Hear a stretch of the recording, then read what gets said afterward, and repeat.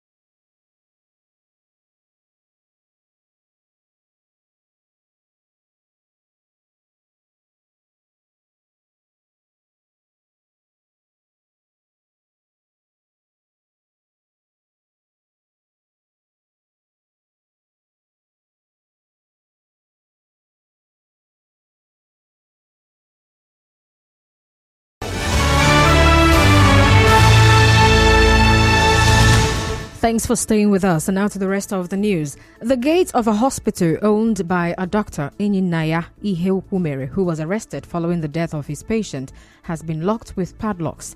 It followed reports of an alleged killing of a 20-year-old woman identified as Rachel Sampson and selling of her baby by Dr. Iheukumere, popularly known as Dr. Hagi. Our correspondent who visited the Hagi Medical Center in Iguruta, Ikwere local government area of Rivers State, gathered that some auxiliary nurses hurriedly left the area today after hearing that Dr. Hagi was arrested by the police. Now, residents said the facility has been in operation for over a decade. It was also gathered that there have been successful medical surgeries at the facility before, including pregnant women.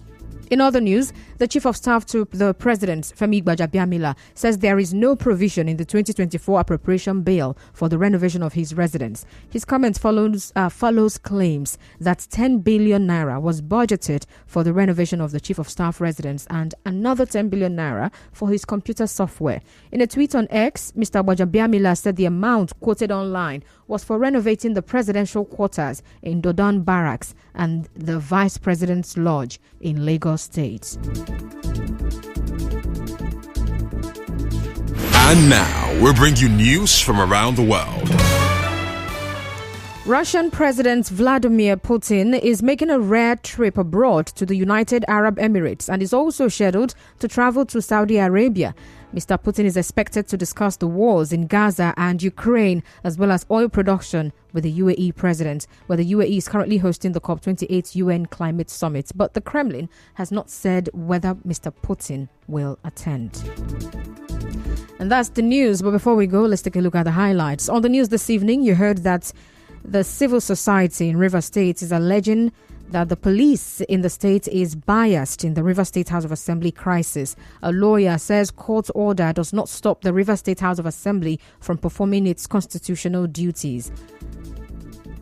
The hospital of a detained doctor is now locked with padlock after his arrest over the death of patients. On the foreign scene, Russian President Vladimir Putin is making a rare trip abroad to United Arab Emirates. The news was edited by Martha Okerenkem. To reach the news team, then SMS or WhatsApp to 808-721-7215. I'm Constantine. Thank you for listening.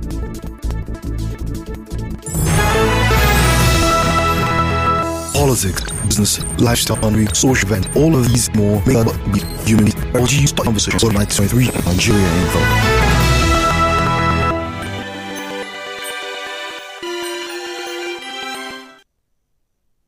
Nigeria Info.